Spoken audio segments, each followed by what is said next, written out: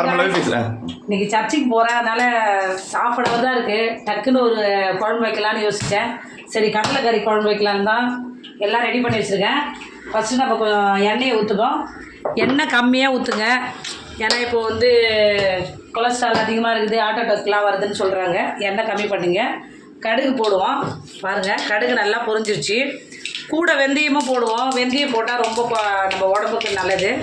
So போட்டோம், அது நல்லா பொரிஞ்சிடுச்சு. இப்போ என்ன பண்ண போகிறேன்னா, நம்ம வச்சுருக்கிற இந்த கத்திரிக்காய், முருங்கைக்காய் பாருங்கள், இது எங்கள் மரத்தில் பறிச்சது தான். போயிட்டு மேலே போய் பறிச்சிட்டு வந்தேன். எல்லாம் ஃப்ரெஷ்ஷாக இருக்குது, ஃப்ரெஷ்ஷான காய்கறி. பார்த்தீங்கன்னா நல்லா இருந்தால் சவுண்ட் வரும். அப்படியே நீங்கள் போட்டு சும்மா தவால் அப்படியே பார்த்தீங்களா, அந்த எண்ணெயோடு அந்த கத்திரிக்காய் வர சொல்ல கலர் எவ்வளோ மாறுது பாருங்கள், நல்லாயிருக்கும். அது அப்படியே மாற சொல்ல நம்ம அரைச்சி வச்சுருக்க மசாலா தான் இது. தக்காளி, வெங்காயம், கொஞ்சமாக அதில் கொஞ்சம் ஜீரகம், அவ்வளோதான். இது இதில் போட போகிறோம். இந்த மசாலாவை ஆட் பண்ண சொல்ல பாருங்கள், கலர் வேறு, அதுக்கு வந்து கலர்ஃபுல்லாக இருக்கும் பாருங்கள்.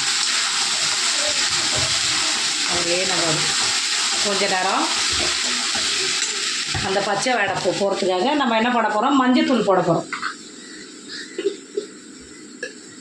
ஸோ கொஞ்சம் லைட்டாக தான் போடணும் மஞ்சத்தூள், நிறைய போடக்கூடாது. நம்ம ஏன்னா மிளகாத்தூளில் நான் மஞ்சத்தூள் போட்டு தான் அரைச்சிருப்போம். ஸோ அப்படியே இதை கொஞ்சம் கிளறி விட்டுக்கலாம். அடுத்தது பாருங்கள், கடலைக்கறின்னா என்னடா கடலைன்னு சொன்னாங்க, கறியை காணன்னு பார்க்காதீங்க. இதுக்கு பேர் தான் கடலை. நம்ம கருப்பு சுண்டல் சொல்லுவோம் இல்லையா, அதுதான் இது. ஊற வச்சு நான் அதை வந்து பாயில் பண்ணி வச்சுருக்கேன். இப்போ இதில் போட போகிறேன். நல்லாயிருக்கும், டேஸ்ட்டாக இருக்குது குழம்பு. நீங்களும் வீட்டில் ட்ரை பண்ணுங்கள். பாருங்கள், அப்படியே நல்ல வாசனையாக இருக்குது. நீங்கள் சமைக்க சொல்லி அப்படி தான் இருக்கும். சால்ட், அதுக்கு தேவையான சால்ட் போட போகிறோம். ரொம்ப போடாதீங்க, லைட்டாக போடுங்க. உங்கள் தேவையான அளவுக்கு நீங்கள் போடுங்க. அதை மேட்ச் பண்ண போகிறோம்.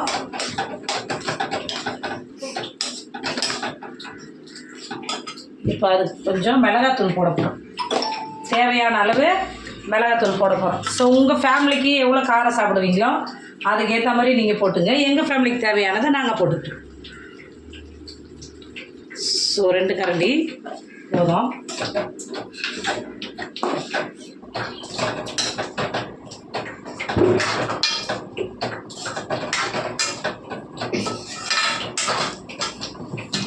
புளி கரைச்சி வச்சுருங்க, புளி கரைசல்.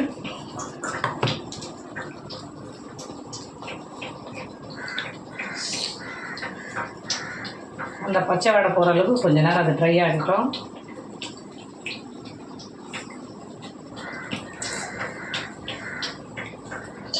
புளி கம்மியாக ஊற்றிக்குங்க. உங்களுக்கு தேவையான அளவுக்கு நீங்கள் புளியை ஊற்றுங்க. ரொம்ப ஊற்றினா ரொம்ப புளிப்பாக இருக்கும், ஒரு சிலர் புரியாது காரக்குழம்பு.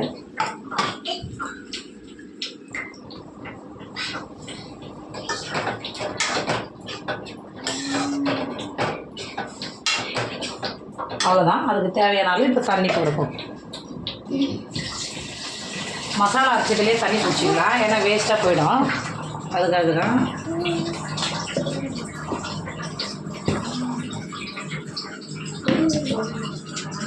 பாருங்கள், மசாலாலாம் வந்துச்சு பாருங்கள்.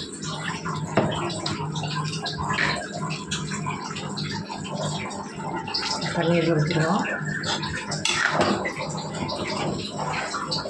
அது கொதித்து எண்ணெய் பிரிஞ்சு வர சொல்ல இன்னும் டேஸ்ட்டாக இருக்கும்.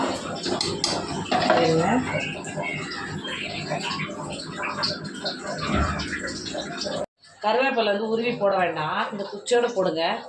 அதில் இருக்கிற எஸ்எம்ஸ் இறங்க சொல்ல நல்லா டேஸ்ட்டாக இருக்கும் குழம்பு.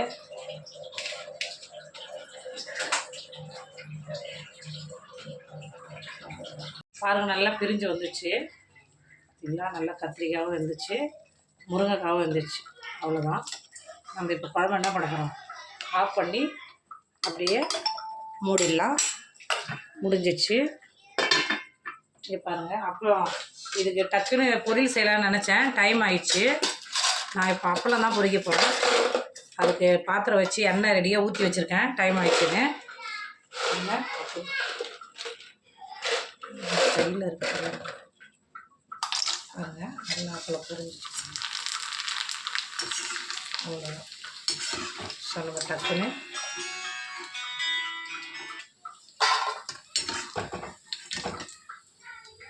இப்படி இருக்கு நல்லா இருக்கா?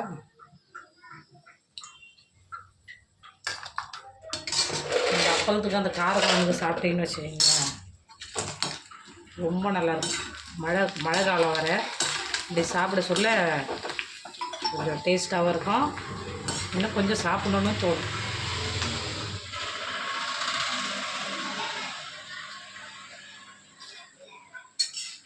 அவ்வளோதான், சூடாக சாப்பிட்டிங்கன்னா டேஸ்ட்டாக இருக்கும். அடுத்த வீடியோவில் சந்திப்போம். சமையலை முடிச்சிட்டோம். இன்றைக்கி தான் ஃபஸ்ட்டு நான் சமையல் வீடியோ போட்டிருக்கேன். நீங்கள் வீட்டில் ட்ரை பண்ணுங்கள். இந்த கத்திரிக்காய், முருங்கைக்காய், இந்த சுண்டல் போட்டு கடலைக்கறி குழம்பு, அதுக்கு மேட்சாக அப்பளம் வச்சுருக்கேன். சாப்பிட்டு பாருங்கள். நீங்கள் வீட்டில் ட்ரை பண்ணுங்கள். ட்ரை பண்ணிவிட்டு கமெண்ட் பண்ணுங்கள், ஷேர் பண்ணுங்கள், லைக் பண்ணுங்கள்.